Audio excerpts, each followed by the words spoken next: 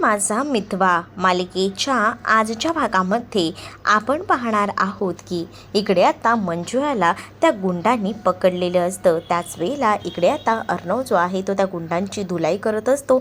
मागे वळून पाहतो तर तोपर्यंत मंजुळाला त्या गुंडांनी पकडलेलं असतं, कारण त्या गुंडांना उदयकांतने पाठवलेलं असतं। उदयकांतने आता मंजुळाचा काटा काढायचा हे ठरवलेलं होतं आणि त्यासाठी त्याने हे नवीन षडयंत्र रचलेलं होतं। का तर काही झालं तरीसुद्धा या मंजुळाने आपलं तोंड उघडायला नको असंच त्याला वाटत होतं आणि त्यासाठी त्याने एवढं मोठं षडयंत्र घडवून आणलं होतं। जेव्हा अर्णवची नजर मागे जाते ना, तेव्हा अर्णव त्या माणसाला सांगत असतो की पहिल्यांदा तिला सोड, पण आता तिला काही सोडायला तो माणूस तयार नसतो। तो डायरेक्टच तिला गाडीत बसवतो, पिस्तुलाची भीती दाखवतो, त्यामुळे बाकी सगळेजण घाबरतात आणि अर्णवसुद्धा जागेवर उभा राहतो। पण दुसरीकडे आता ते जे गुंड आहेत ते मात्र त्या मुलीलाच म्हणजे मंजुळाला गाडीमध्ये बसवतात आणि आता तिकडनं जात असतात। तेव्हाच ना अर्णव त्या गाडीचा नंबर नोट डाऊन करून घेत असतो, कारण त्या गाडीमधूनच मंजुळाला नेलेलं होतं। मग आपल्याला आता या गाडीचा तपास करायला हवा, आपल्याला पोलिसात तक्रार करायला हवी असं देखील आता अर्णवचं म्हणणं असतं। परंतु अर्णवला खूप जास्त मोठा धक्का बसलेला होता, कारण त्याच्या हातातून आता सगळंच काही निसटलेलं होतं हे त्याला दिसत होतं, कारण मंजुळा जी आहे ती त्याच्या भरोशावर आलेली होती। तेच आता पोलीस स्टेशनला जातो तो या सगळ्यासाठी तक्रार नोंदवायला आणि तो म्हणत असतो की आताच्या आता त्या रोडवरचे CCTV फुटेज काढा, कारण आता एका मुलीला त्या गुंडांनी पकडून नेलेलं आहे। त्या मुलांना आत्ताच्या आत्ता शिक्षा व्हायला हवी, ते भेटायला हवेत आणि त्यासाठी आता त्यांनी सांगितलेलं असतं की तुम्ही या सगळ्या काही गोष्टी करा। पण आता जेव्हा सांगितलेलं असतं ना की पोलिसांना, तेव्हा पोलीस म्हणतात की आम्ही आमच्या परीने प्रयत्न करतोय, आम्हाला थोडा वेळ द्या, आम्ही करू सगळं काही मॅनेज असंही आता सांगितलं जातं। जेव्हा आता या सगळ्या काही गोष्टी सांगितल्या जातात तेव्हा मात्र अर्णव आणि आकाश दोघंही जण भडकतात पोलिसांवर, कारण आम्ही गेले 15 दिवस हे सगळं ऐकतोय, कारण तुम्ही तेव्हासुद्धा आम्हाला हेच सांगितले की CCTV फुटेज रिकवर करतोय। अरे पण कधी करताय रिकवर, किती वेळ झाला आहे, कधीतरी काहीतरी व्यवस्थित सांगा असं देखील आता अर्णव त्या पोलिसांवर चिडतच ना आता बोलत असतो। अर्णव जेव्हा या सगळ्या काही गोष्टी पोलिसांना बोलतो तेव्हा पोलीस म्हणतात की आम्ही आमच्या परीने काम करतोय, तुम्ही शांत व्हा असं बोलून आता पोलिसांनी या सगळ्या काही गोष्टी शांत करून घेतलेल्या असतात। परंतु अर्णवला ना अपेक्षा असते की पोलिसांनी काहीतरी करावं, कारण आता अर्णवमुळे त्या मुलीच्या जीवावर बेतलं होतं हे सुद्धा बरोबर अर्णवला आता कळत होतं। तेच आता पोलीसही अर्णवने जबरदस्ती केली म्हटल्यावर हळूहळू का होईना शोध घ्यायचा सुरुवात करत असतात, कारण आता त्यांच्याकडे दुसरा पर्याय नसतो, कारण अर्णवने त्यांना आता सांगितलेलं असतं की काही झालं तरी लवकरात लवकर या सगळ्याचा शोध घ्या। तेच आता अर्णव ना त्या मंजुळाच्या घरीसुद्धा गेलेला असतो। मंजुळाच्या घरी जेव्हा अर्णव जातो ना तेव्हा मात्र आता अर्णवला मंजुळाचे बाबा बोलत असतात की माझ्या मुलीला आता तुम्ही काही करा, कुठूनही काही करून शोधून आणा, कारण माझ्या मुलीचा तुमच्यावर खूप जास्त विश्वास, तुम्हाला सांगू का या इथे ना ती रोज पूजा करायची तुमच्यासाठी जिंकण्यासाठी, कारण तुमच्यावर तिचं खूप जास्त प्रेम होतं, म्हणजेच तिला माहिती होतं की तुम्ही ह्या सगळ्यामध्ये जिंकणार आहात आणि त्यासाठी तिने मला म्हटलं होतं की मी वाटेल ते करेन ही लोकं जिंकण्यासाठी, आणि तिनं दिवस रात्र इथे देवाला पूजा करायची का तर तुम्ही जिंकायला हवं म्हणून। पण आज माझी मुलगी तुमच्यामुळे कुठेतरी हरवली आहे, पण आता या सगळ्याचा शोध घ्यायचं काम प्लीज तुम्हीच करा, कारण मला माझ्या मुलीशिवाय दुसरं कोणीसुद्धा नाही आहे, त्यामुळे प्लीज लवकरात लवकर आता तुम्ही माझ्या मुलीला शोधून काढा, कारण तुमच्यामुळे आज माझी मुलगी एवढ्या मोठ्या अडचणीत सापडलेली आहे असं देखील आता म्हटलेलं असतं। आणि तेव्हाच ना इकडे अर्णव तिच्या वडिलांना वचन देतो आणि तुम्ही काळजी करू नका, मी लवकरात लवकर तिची सुटका करेन असं देखील आता त्याने म्हटलेलं असतं, कारण आता तिच्या वडिलांना आधार देण्याची गरज होती आणि आता तो आधार अर्णव देत होता, कारण अर्णवला कळत होतं की ह्या सगळ्या काही गोष्टी त्याच्यामुळे घडलेल्या होत्या आणि त्यामुळेच ना आता तो काय करत होता तर तो सांगत होता की तुम्ही काळजी करू नका, मी आता लवकरात लवकर या सगळ्याचा शोध घेईन, कारण आता तिच्या बाबांची झालेली अवस्था ना अर्णवला बघवत नव्हती आणि त्यामुळेच अर्णवने आता सांगितलेलं होतं। अर्णव जेव्हा त्यांना हे सगळं काही बोलतो तेव्हा आता अर्णव तिकडनं जायला निघतो। तेच आता तिकडे आकाशही असतो, तर आकाशला आता अर्णव बाहेर गेल्यावर सांगत असतो की ज्या गाडीने मंजुळाला नेले ना ती गाडी लवकरात लवकर ट्रेस व्हायला हवी, त्या गाडीचा नंबर जर ट्रेस झाला ना तर तर आपल्याला मंजुळा भेटू शकते असं देखील आता अर्णव जो आहे तो आकाशला सांगत असतो. आकाश देखील आता आपल्या कामाला लागतो. त्यालाही माहिती होतं की उशीर करून चालणार नाही आहे. तेच दुसरीकडे आता घरी सगळीजण बघत असतात वाट अर्णव कधी येतोय ते. तर आता अर्णव घरी आल्यावर बाहेर घडलेला तो प्रसंग सांगू लागतो आणि जेव्हा हे सगळं ऐकायला भेटतं तेव्हा मात्र आता सगळ्यांनाच खोटा धक्का बसतो. कोणीच ह्या सगळ्या गोष्टी एवढ्या खतरनाकमध्ये इमॅजिन केल्या नव्हत्या जेवढ्या आता एका काही तासांमध्येच घडल्या होत्या. आणि आपल्यामुळे बिचाऱ्या त्या मुलीलासुद्धा त्रास, त्या मुलीला काय काय म्हणून सहन करावं लागणार आहे ना. खरंच ना, काहीच कळत नाही आहे. काही झालं तरी मुलीला शोधून काढा रे, कारण आपल्यामुळे त्या मुलीवर एवढा सगळा अन्याय होते. आपल्यासाठी ती आपल्या पोलीस स्टेशनलासुद्धा यायला तयार होती, पण वाटेत हे सगळं काय होईल असं स्वप्नातही वाटलं नव्हतं. पण तुम्हा लोकांना काही वेगळं वाटत नाही का, असं आता ईश्वरी बोलत असते. ईश्वरी जेव्हा हे सगळं काही बोलते तेव्हा मात्र आता ईश्वरीला विचारलं जातं की तुला नेमकं म्हणायचं तरी काय आहे. तेव्हाच ईश्वरी सांगत असते की मला तुम्हा सगळ्यांना फक्त हेच सांगायचं आहे की बघा ना, आपण जे काही डिस्कस केलं ते घरात डिस्कस केलं, आपलं बोलणं झालं, त्यानंतर आपलं बोलणं झाल्यानंतर एक एक गोष्टी आपल्या समोर होत्याच की. म्हणजे मला सांगा की हे सगळं जेव्हा बोलणं झालं तेव्हा आपण पाहिलं होतं की इथे ना कोणीसुद्धा नव्हतं, फक्त आपल्या घरातलीच लोक होते, बाकी आपण कोणी बाकी बाहेरचं नव्हतं. मग मला एक गोष्ट कळत नाही आहे, आता जेव्हा ती बाहेर गेलात तुम्ही लोक तेव्हा माहिती होतं की तुम्ही कोणत्या तरी कामासाठी जाताय, म्हणजेच काहीतरी घडणार आहे. मग आता या सगळ्या काही गोष्टी आपल्याला माहिती होत्या की आपल्याला कुठे जायचं आहे काय ते, मग ह्या सगळ्या गोष्टी बाहेरच्या व्यक्तीला कशा काय कळल्या. याचा अर्थ आपल्या घरात ना एवढी छोटीशी गोष्ट इतक्या पटापट कशी काय बाहेर आली, हाच मोठा प्रश्न आता ईश्वरीचा असतो. ईश्वरीने हे सगळं काही बोलूनही दाखवलेलं होतं. ईश्वरी जेव्हा हे सगळं काही बोलून दाखवते तेव्हा मात्र आता इकडे असणारी वल्लरी खूप जास्त घाबरते. वल्लरी जेव्हा घाबरत असते ना तेव्हा मात्र आता अमृता मध्येच पडत बोलत असते की म्हणजे ईश्वरी तुला म्हणायचं काय आहे, आपल्या घरातल्या लोकांनी कोणी सांगितलंय का, हेच तुला म्हणायचं आहे का, पण घरातले कशाला कोण सांगतील, असंही नम्रता आता बोलत असते. तेच आता वल्लरी मनातल्या मनात म्हणते की वा वासूनबाई, मध्येच बोललात ना ते एका अर्थी बरंच झालं, म्हणजे निदान तुम्ही तरी माझ्या बाजूने बोललात, असंही इथे आता वल्लरी बोलत असते. तेच ईश्वरी म्हणत असते की मी असं म्हणत नाही आहे की घरच्याने कोणी सांगितलं आहे, आपण इथे घरात असताना आपल्या घरावर कोणाचं तरी लक्षसुद्धा असू शकतं की, आणि त्यामुळेच हे सगळं झालेलं आहे, असंही आता बोललं जात असतं. मग तेव्हाच ना या सगळ्या काही गोष्टी जेव्हा समजतात तेव्हा मात्र आता इकडे वल्लरी म्हणत असते की हो बरोबर आहे ना, हे असं कसं म्हणू शकतेस तू, या सगळ्या काही गोष्टी थांब ना, या सगळ्या काही गोष्टी बोलताना 10 वेळा विचार करून बोलत जा, असं डायरेक्ट काहीच बोलायचं नाही. मग तेव्हाच वल्लरीला सुद्धा इथे असणारे मामा शांत करत असतात. ईश्वरीला डोकं लावून विचार करून बोलते, ती उगाच नाही बोलते, तिचं पॉईंट जो आहे बोलण्याचा तो सुद्धा एकदम करेक्ट आहे, असंही आता बोललं जात असतं. मग नक्की म्हणायचं काय आहे, काय बोलायचं ते तरी सांगा ना. मग तेव्हाच ना ईश्वरी सांगत असते की आपण जेव्हा इथे बोलत बसलेलो होतो तेव्हाची गोष्ट मी सांगतोय की मला असं वाटतं जेव्हा आपण इथे बोलत बसलेलो होतो तेव्हा आपलं बोलणं कोणीतरी बाहेरच्या व्यक्तीने ऐकलेलं आहे आणि त्यामुळेच हे सगळं घडलेलं आहे, असंही आता इकडे ईश्वरी बोलत असते. पण तेव्हाच ना वल्लरी मुद्दामून आता बोलत असते की उगाच आहे ना आमच्या अर्णवच्या मनात आहे ना विष घालून देऊ नकोस घरच्यांच्या विरोधात, कारण आपल्या घरातले हे एकरूप आहेत, एकनिष्ठ आहेत, ती लोक असं काही करणं शक्यच नाही, त्यामुळे उगाचच ना घरच्यांबद्दल त्याच्या मनात काही बाई भरवू नकोस, असं देखील वल्लरी बोलत असते.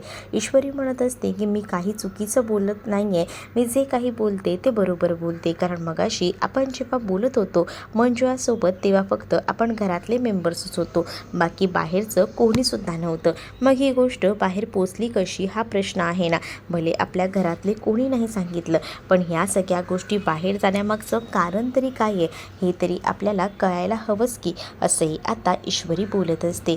ईश्वरी जेव्हा हे सगळं काही बोलते ना तेव्हा मात्र आता दुसरीकडे आकाश वगैरे सगळीजणं बघत असतात, काहीच कळत नसतं काय चाललं आहे ते. मग आता या सगळ्या गोष्टी झाल्यानंतर अर्णव ईश्वरी जे आहेत ते आता रूममध्ये असतात. तेच दुसरीकडे आता मामी जी आहे ती आता त्या जे फोन आहेत रमाकांतचा तो घेऊन बाहेर आलेली असते, आणि रमाकांतचा फोन घेऊन जेव्हा ती बाहेर येते तेव्हा ती विचार करते की या फोनमध्ये बरेच पुरावे आहेत, पण आता मला काही झालं तरीसुद्धा हे पुरावे नष्ट करायला हवेत आणि त्याचसाठी हा जो मोबाईल आहे ना, हा मोबाईल इथे न ठेवता पटकन ह्या मोबाईलचा काहीतरी बंदोबस्त करायला हवा असाही विचार ना ती करते. आणि म्हणूनच ती बाहेर अंगणात गेलेली असते. तेच ईश्वरी मामीला शोधत मामीच्या रूममध्ये येते आणि तेवढ्यातच मामींच्या फोनवर फोन आलेला असतो आणि मामीने ना नेमका नंबर ना सेव्ह केलेला नसतो आणि त्यामुळे मामीचा फोन वाजत असल्यामुळे ईश्वरी विचार करते की मामीच्या फोनवर कोणाचा तरी कॉल आला आहे. पण मामी कुठे गेल्या आहेत? मामींसाठी तिने हळदीचं दूधही आणलेलं असतं आणि तिकडे तिकडे मामींना आता शोधत असते. मामी कुठेही आता तिला दिसत नसतात. तेच आता शिर्केंनी केलेला असतो अर्णवला आणि अर्णवला कॉल करून आता शिर्के ही माहिती देत असतात. आणि जेव्हा अर्णवला कॉल करून त्यांनी आता ही माहिती दिलेली असते ना, तेव्हा मात्र आता अर्णव जो आहे तो मात्र म्हणत असतो की काय झालं, अजूनही कसलाच तपास लागला नाही का? नाही ना, अजूनही कसलाच तपास लागला नाही आहे. खरं तर या सगळ्याच्या मी सुद्धा शोधात आहे. मलाही असं वाटतं ना की काहीतरी गडबड आहे आणि यासाठी शोधाशोध करायचे प्रयत्न सुरू आहेत, पण अजूनही त्या गाडीचा नंबरही ट्रेस झालेला नाही आहे. त्यामुळे अर्णव थोडा टेन्शनमध्ये असतो, कारण अर्णवने आता तिच्या वडिलांना वचन जे दिलेलं असतं त्यामुळे आता तो शिर्केंवर प्रेशर आणत असतो आणि लवकरात लवकर त्या गाडीचा नंबर जो आहे तो शोधून काढा असंही म्हटलेलं असतं.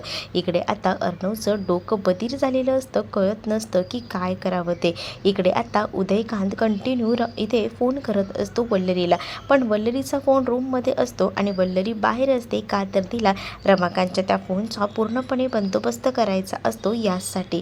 मग आता ती बाहेर असते. तेच ईश्वरी तो मोबाईल घेऊन बाहेर पोचत असते. तोपर्यंत इकडे ना रमाकांतचा जो मोबाईल आहे त्या मोबाईलमधले जे पुरावे आहे ते इतर कोणाला भेटायला नको यासाठी वल्लरीची आता बाहेर खुदाई कामगिरी सुरू असते. म्हणजेच तिने आता बाहेर ना फावड्याने ती माती बाजूला केलेली असते, त्यामध्ये तिच्या हातातली बांगडीही तुटते आणि त्यानंतर मात्र तिने आता तो मोबाईल ना त्या मातीमध्ये पुरून ठेवलेला असतो. जसा आता तो मोबाईल त्या मातीमध्ये पुरून ठेवला जातो तोपर्यंत तिथे आता ईश्वरी आलेली असते आणि ईश्वरी म्हणत असते की मामी तुम्ही कुठे आहात? तुमचा फोन कधीपासून वाजत आहे? आणि असं बोलून ती आता तिच्या हातामध्ये तो मोबाईल देते. तेव्हाच ना ईश्वरीला तिच्या हाताला लागलेलं दिसतं आणि जसं आता तिच्या हाताला लागलेलं दिसतं ना तसं मात्र आता ईश्वरी म्हणत असते की हे काय लागले? तेव्हाच ना मामी सांगत असतात की काटा लागला आहे झाडाचा, असं आता मामी खोटं सांगतात. पण आता ईश्वरीला मामींवर थोडा डाऊट येत होता, पण आता ती ह्या सगळ्या काही गोष्टी घेत नाही एवढ्या मनावर, कारण ती विचार करते की जाऊ दे, कारण मामींना हाताला लागला आहे. त्यावरती मामींना म्हणते की चला मी येते. पण मामीचं काय चालू होतं यावर थोडासा संशय ना इकडे असणाऱ्या ईश्वरीला येत होता. म्हणून ईश्वरी ना आता तिकडे त्या गोष्टींमध्ये इथे आता तिने त्या हे ठेवलेलं असतं खणून मातीमध्ये मोबाईल, तिथे आता बरोबर लक्ष असतं आणि ती बघत असते की कुठे काय काय ठेवलेलं आहे ते. मग त्यानंतर आता ईश्वरीला थोडा संशय येत असतो, म्हणून ती जाणाऱ्या वल्लरीकडे सुद्धा बघत असते. एवढ्या रात्रीचं वल्लरीचं काय काम होतं आणि त्यासोबत आज मामी एकदम तोंडाला तोंडही लावलं नाही त्यांनी. आज कशा काय मामी शांत होत्या हा सुद्धा प्रश्न आता पडलेला होता, कारण हा प्रश्न पडणं जो आहे तो स्वाभाविकच आहे.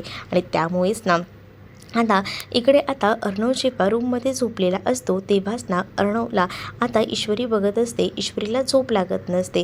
ईश्वरी आता इकडे तिकडे बघत असते की अर्णव झोपला आहे की नाही, आणि जेव्हा तिला कळतं की अर्णव झोपला आहे तेव्हाच ना मग ती आता हळूच उठते आणि हळूच उठून झाल्यानंतर ती आता अर्णवला हात लावून पाहते. अर्णवचं शरीर पूर्णपणे तापाने फणफणलेलं असतं, गरम झालेलं असतं आणि त्यामुळेच आता ईश्वरीला डाऊट येतो की काहीतरी गडबड आहे. म्हणूनच मग आता ईश्वरी जे आहे ती विचार करते आणि ईश्वरी आता अर्णवसाठी काही करायला तयार असते. अर्णवच्या पाय आणि सगळं काही अंग तापलेलं असतं हे ईश्वरीने पाहिलेलं असतं आणि त्यामुळे ईश्वरी आता विचार करते की अर्णव सरांच्या पायाला जरा मुलतानी माती लावून दिली तर अर्णव सरांचा ताप जो आहे तो उतरेल, कणकण कमी होईल. आणि म्हणूनच मग आता ईश्वरीने पटकन भिजतसुद्धा घातलेली असते मुलतानी माती, कारण तिला असं वाटत होतं की वेळ ना जराही घालवायला नको. जर लागला आहे, थोडासा त्रास होतोय तर आपण प्रयत्न करूया. मग आता ती ना वाटेमध्ये थोडीशी मुलतानी माती घेते आणि थोडीशी मुलतानी माती घेऊन ना तिने आता ती भिजत घातलेली असते. आणि जशी ती आता भिजत घालते आणि त्यानंतर ती आता जेव्हा पायाला लावायला सुरुवात करते ना आता अर्णवला ना मध्येच जाग येते, कारण अर्णवच्या पायाला आता थंड थंड लागायला लागतं. आता इथे ईश्वरी जी आहे ती अर्णव बरा व्हायला हवा त्यासाठी अर्णवसाठी बरेच प्रयत्न ती करत होती. अर्णवला आता थोडंफार का होईना रिलॅक्स वाटायला हवं आणि यासाठी तिने आता तिच्या पायाला आता ती मुलतानी माती लावायला घेतलेली असते. आणि जशी ती आता मुलतानी माती लावायला घेते ना तसं अर्णव जागा होतो आणि अर्णव इकडे तिकडे पाहू लागतो. अर्णव आता ईश्वरीला म्हणत असतो की बायको हे सगळं तू काय करतेस, मिस इंदौर नको करूस हे सगळं काही. मग आता ईश्वरी म्हणत असते की सकाळपासून तुमची खूप जास्त वणवण होते, इकडे तिकडे फिरणं होतं आणि त्यामुळेच ना तुमच्याकडे लक्ष नाही आहे. तुमचं अंग तापाने किती गरम झालेलं आहे. तुम्ही शांत झोपा, मी तुमच्या पायाला ही मुलतानी माती लावून देते म्हणजे तुम्हाला सकाळपर्यंत बरं वाटेल. पण अर्णवला असं आपल्या पायाला कोणी हात लावलेला आवडत नव्हतं आणि त्यामुळेच तो ईश्वरीला नाही बोलत होता. पण ईश्वरीने आता अर्णवला ओळखलेलं होतं. अर्णवला कितीही टेन्शन असलं तरीसुद्धा अर्णव एकाही शब्दाने काही बोलत नाही, म्हणून ईश्वरी आता अर्णवची सेवा करत असते. अर्णवला ती सांगत असते की तुम्ही झोपा, मी तुमच्या पायाला हे सगळं काही लावून देते. आणि असं बोलून ती आता कसंबसं त्याला झोपायला भाग पाडते. जसं आता तो हळूच ना झोपायचा प्रयत्न करत असतो तसं आता इकडे ईश्वरी हळूच त्याच्या पायाला ती मुलतानी माती लावून देते, जेणेकरून उद्या तरी त्याला बरं वाटायला हवं म्हणून. मग आता अर्णवचा या सख्यामध्ये डोळा कधी लागतो ना हेच अर्णवला कळत नाही. अर्णव आता गाढ झोपलेला असतो आणि तोपर्यंत ईश्वरी त्याच्या पायाला पूर्णपणे मुलतानी माती लावून घेते. आणि मुलतानी माती लावून झाल्यानंतर थोडंसं का होईना अंग थंड पडेल हेच ईश्वरीला माहिती होतं आणि त्यामुळे ईश्वरीने हे सगळं काही केलेलं होतं. अर्णवला शांत झोपलेलं बघून सुद्धा ईश्वरीला खूपच रिलॅक्स वाटत असतं, कारण तिलाही असंच वाटत होतं की अर्णवने आधी स्वतःकडे लक्ष द्यायला हवा, जो की तो देत नव्हता. ते दुसऱ्या दिवशी सकाळी आता मामांनी अर्णव आणि ईश्वरीला सांगितलेलं असतं की आजीने तुम्हाला बोलवलं आहे. मग आता अर्णव ईश्वरी आजीकडे येतात आणि विचारतात की काय झालं आहे आजी, बोल ना. मग आता आजी त्या दोघांना बसायला सांगते आणि आजी जशी त्या दोघांना बसायला सांगते ना तसं आता आजीला अर्णव ईश्वरी म्हणत असतात की काय झालं आहे. तेव्हा आजी म्हणत असते की मला असं वाटतं की आपण ना बरेच दिवस झाले घरामध्ये अस्थी ठेवायला नको, अस्थीचं विसर्जन करायला हवं. म्हणजेच अस्थीचं विसर्जन कुठे करायचं असं अर्णव विचारतो. मग तेव्हाच ना आजी सांगत असते की बघ अस्थीचं विसर्जन ना 2-4 ठिकाणी केलं जातं, एक तर वाराणसी, त्याचबरोबर आपल्या नाशिकला नाशिकला गुरुजी आहेत ते माझ्या ओळखीचे आहेत, त्यांच्याशी मी बोलून घेते, मग तुम्ही तिथे जाऊन अस्थीचं विसर्जन करून घ्या असं देखील आता इकडे आता आजी जी आहे ती अर्णवला बोलून सांगत असते. कारण आता काही झालं तरी त्यांच्या आत्म्याला सुद्धा शांती भेटायला हवी असंही आता आजीचं म्हणणं असतं. पण आजी आणि जेव्हा ह्या सगळ्या काही गोष्टी अर्णवला सांगत असते तेव्हा आता इकडे ना मध्येच ना ईश्वरी बोलायला सुरुवात करते. ईश्वरी आता म्हणत असते की आपण हे सगळं काही करून नाही जाऊ शकत नाशिकला वगैरे, कारण बाबांची तशी इच्छा होती. मग आता ईश्वरीकडे सगळेजण पाहू लागतात की नेमकं ईश्वरीला म्हणायचं तरी काय आहे ते. आता ईश्वरी बाबांनी जी गोष्ट सांगितलेली असते त्याबद्दल ती सांगू लागते. म्हणजेच आता बाबांनी तिला सांगितलेलं होतं की जेव्हा माझ्याबरोबर असं काही होईल, म्हणजे मी तुमच्यासोबत नसेल, माझ्या बाबतीत काही झालं तर माझ्या अस्थीचं विसर्जन जे आहे ते बाहेर कुठेही नदीत वाहून न घालवता मला असं वाटतंय की अस्थि विसर्जन आपल्याच अंगणामध्ये कुठेही करावं, मातीमध्ये. कारण मला असं वाटतं की मी या घरापासून बरेच वर्ष लांब होतो, माझ्या चिंटूपासून, माझ्या अंजलीपासून लांब होतो. पण आता ना या घरात आल्यापासून मला खूपच बरं वाटतंय. तुम्हा सगळ्यांसोबत राहून तुम्हा सगळ्यांना सोडून जावंच नाही असं वाटतंय. पण काही कधी कोणाचंच सांगता येत नाही. पण उद्या जाऊन जर माझं काही झालं तर तुम्ही ना माझं अस्थीचं विसर्जन याच अंगणात करा, जेणेकरून मला कायम असं राहील की मी तुमच्यासोबत आहे आणि तुमच्या आठवणीत कायम मी राहीन असं देखील आता बाबांचं म्हणणं असतं. आणि बाबांचं जे म्हणणं असतं ते मात्र आता ईश्वरीने बोलून दाखवलेलं होतं. ईश्वरीचं हे बोलणं ऐकून इकडे मात्र आजीला रडूच येतं, कारण आजीने ह्या सगळ्या काही गोष्टी ना असा इमॅजिनच केल्या नव्हत्या की एवढं सगळं काही होईल. पण आता ज्या काही गोष्टी घडत होत्या ना त्यामुळे आता आजीचे डोळे ना अगदीच ना भरून आलेले होते. आजी आता म्हणत होती की आता मला स्वतःच्या डोळ्यांनी माझ्या जावयाचं सुद्धा अस्थि विसर्जन होताना बघायचं. काय काय देवा हे नशिबात वाढून ठेवलंयस रे आमच्या, खरंच ना काय चाललंय काय असंही आता बोलून ती खूप जास्त रडत असते. कारण आता आजीला असं वाटत असतं की आपल्याबरोबर ज्या ज्या काही गोष्टी होत आहेत त्या केवढ्या भयंकर अशा आहेत. म्हणजे तेव्हाच ना आजी हेही म्हणत असते की मी माझ्या स्वतःच्या डोळ्यांनी माझ्या मुलीचा जीव जाताना बघितला आहे. माझ्या मुलीचंसुद्धा सगळं कार्य वगैरे मी केलं. तेच आता माझ्या जावयाचंसुद्धा हे सगळं करायचं आहे. त्यामुळे ना मला धाडसच होत नाही की कसं सगळं काही करावं ते. तेव्हाच ना इकडे आता ईश्वरी आजींना धीर देत असते, आजींना शांत करत असते. आजींना ती म्हणत असते की प्लीज आजी, तुम्ही स्वतःला त्रास करून घेऊ नका. या सगळ्यामुळे तुम्हाला खूप जास्त त्रास होतोय, हे कळतंय का तुम्हाला? नका करून घेऊ स्वतःला त्रास. असंही आता ती बोलून ना कसं कसं शांत करायचा प्रयत्न करत असते. पण आजीला रडू येत असतं, कारण आजी विचार करत असते की माझं एवढं वय झालं आहे तरीसुद्धा मी माझ्या जावयाचं अस्थिविसर्जन करणार, त्यासोबत माझी मुलगी तीही आता माझ्यासोबत नाही. अंजलीसुद्धा आजीला धीर देत असते. अंजली आजीला सांगत असते की आजी प्लीज स्वतःला त्रास करून घेऊ नकोस, या सगळ्यामुळे तुला त्रास होईल आणि तुझ्या गोळ्याही चालू आहेत ना, मग असं नको करूस. असं बोलून कसं कसं आता समजवलं जात असतं. आणि जेव्हा या सगळ्या काही गोष्टी समजवल्या जातात ना, तेव्हा मात्र तरीसुद्धा ना आता आजी जी आहे ते आता रडत असते. आजी रडत असताना इकडे आता ईश्वरी म्हणत असते की चला आपल्याला अस्थिविसर्जन करायला हवं. हातामध्ये आता अर्णवने अस्थिविसर्जन करायला घेतलेल्या असतात. मग आता मामा सांगत असतात की तुम्ही जा आणि अस्थिविसर्जन करून या आपल्या अंगणामध्येच आणि आम्ही थांबतो. तोपर्यंत मामा, अंजली आणि त्याचसोबत आजी जे आहेत ना ते आता आतमध्ये जायला निघतात. कारण आता इकडे अर्णव आणि ईश्वरी जे आहेत ना ते पटकीने तिथे जाणार असतात. कारण पटकने ना त्यांना आता हे सगळं काही मॅनेज करायचं असतं. आणि जेव्हा या सगळ्या काही गोष्टी मॅनेज करायच्या असतात ना तेव्हा मात्र आता ते बघत असतात की काय चाललेलं आहे आणि काय नाही ते. आणि त्यामुळेच ना इकडे आता आजी जी आहे तिला त्रास होत असतो, म्हणून मामा आणि त्याचसोबत अंजली जी आहे ती आता आजींना आतमध्ये घेऊन जाते. आजींना जेव्हा आतमध्ये घेऊन जाते ना तेव्हा आजी खूप जास्त रडत असतात. आजींना त्रास होत असतो या सगळ्याचा.